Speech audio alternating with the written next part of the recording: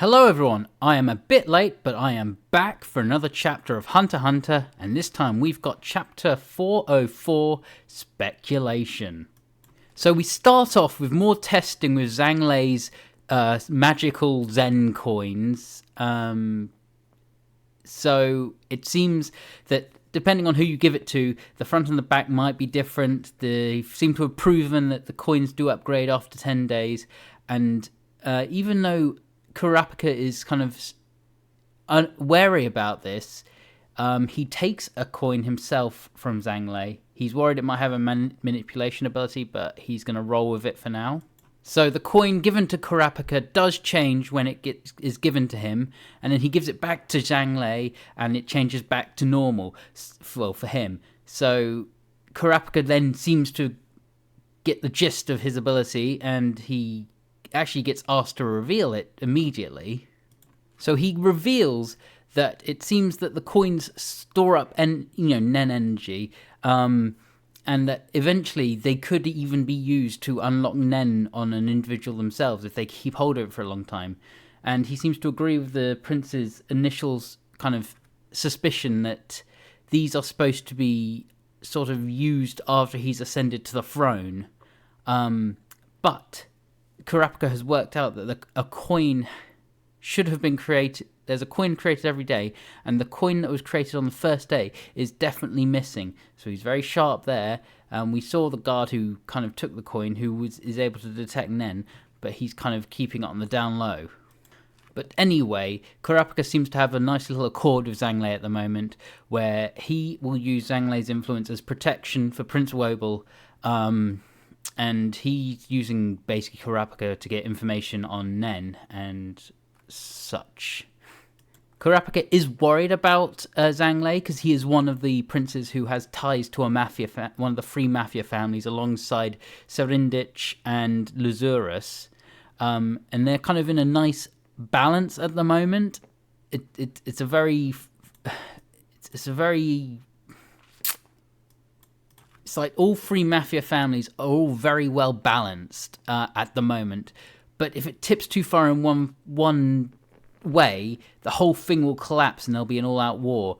And Kurapika kind of deduces that the one who will benefit most from this is the first Prince Benjamin. He will enact martial law and use that to put all the princes under lock and key, essentially turning this succession battle in his favour. I do think Prince Benjamin is probably going to be one of the favourites out of this. I mean, I don't know what you guys think. I think he's one of the favourites. I think Serindich is my favourite. I think he's going to come out on top potentially, but we will see.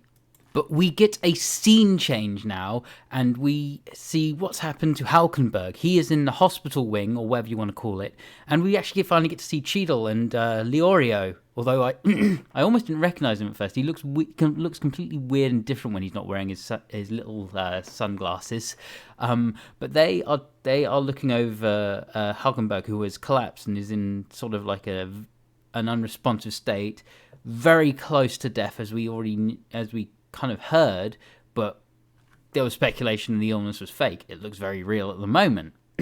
Now, there's something that gets repeated that was sort of from the last chapter as well that I completely glossed over, and I realised after the fact, and now it kind of gets confirmed, that Halkenburg is not in his body anymore. He is in, I forget the guy's name, but the first Prince Benjamin's guard, he's in his body. So, this is a very confusing situation right now. But basically, he's manipulating it so that the body doesn't get like destroyed or cremated or whatever. It gets preserved, because I don't know if he's going to find a way to return to his body.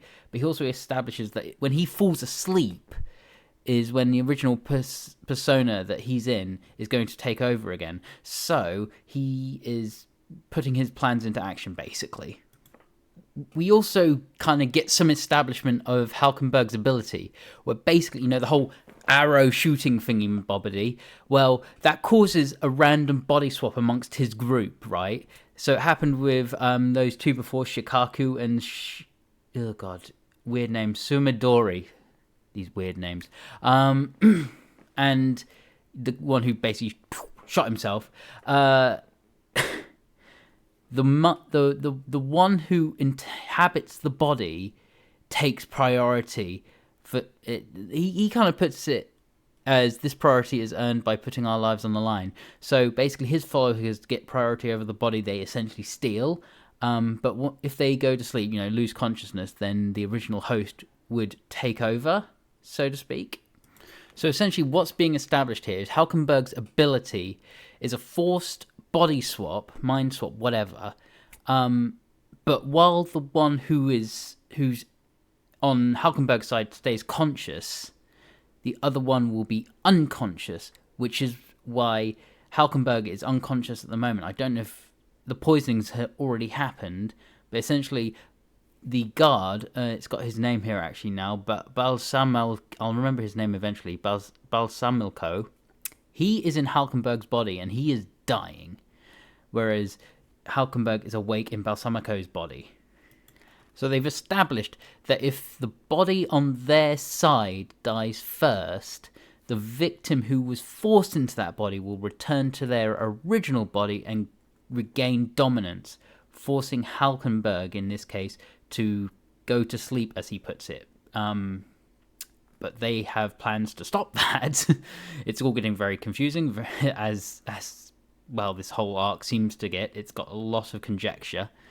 So his plan, since one going unconscious awakens the other, is he will take a sleeping pill shortly before his original body dies, and this will force Balsamilko to go to sleep, which will then give him, for the duration of the sleeping pill, control over Balsamilko's body. It's a complicated plan. I don't know what he's planning, because surely he needs to return to his body. But we see a close-up of Halkenburg's body in a horrific state. He is on the verge, essentially. And then we flip over and he flatlines. He's gone. But before we get to that somber moment, we get a quick snapshot of 3 of the princes, the first, second, and the third, actually, coincidentally, all doing their own thing. And then you get... the Serendich, I'm terrible with his name, but he is almost mastering the 1 second Zetsu, so he's almost ready. He was ready to fight that dude who's watching over him. So he is improving his Nen at a incredible pace. I said Zen earlier, didn't I? Or whatever I said. But whatever, he's improving his Nen at an incredible pace. We then carry on after the snapshots of the other princes for the rest of the princes, including Kurapika at the end, sort of saying he's planning the next Nen training session. But it looks like Prince Camilla, the second prince, who had previously rejected Kurapika's Nen training, has acquiesced and is actually now going to get guards to take part in it. But Kurapika doesn't remotely trust these guards and wants to make sure Prince Woble's completely guarded at all times. He can't trust those guards, so it's going to keep his little friend busy. I've already forgotten his name. There we go. Shimanu. So Shimanu is going to have to put all his effort into keeping Woble safe. And then we finish off. I kind of jumped the gun and spoke about this earlier, but it's the end of Halkenburg's body. As I say, he flatlines. So that's the official death of his body.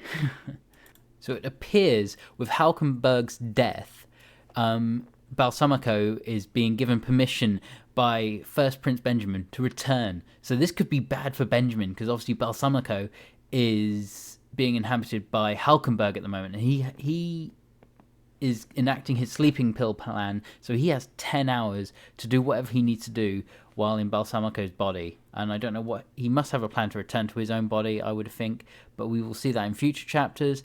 We end with the Phantom Troop having a quick conversation about the Mafia families and who they're going to crush.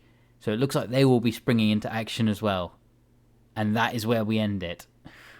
So that was a heavy chapter. Halkenburg, his body is dead, but it's not really dead. There's probably some plans to that. Halkenburg is... His spirit or whatever, his mind, is still alive in Balsamilko's body, and he's plotting. Meanwhile, Serendich is improving greatly. So those seem to be the big players right now. The one doing the most are Serendich and Halkenburg. They're the most active. So it'll be interesting to see how everything develops from this point on. Again, my favorite for this succession arc is Serendich. I wonder who do you guys think might win the succession battle? Who's going to come out on top, and who will survive? I don't think all the princes will die, but I think there's going to be some more casualties before then. But we will find next chapter coming Sunday. Until then, I will see you all later. Bye now.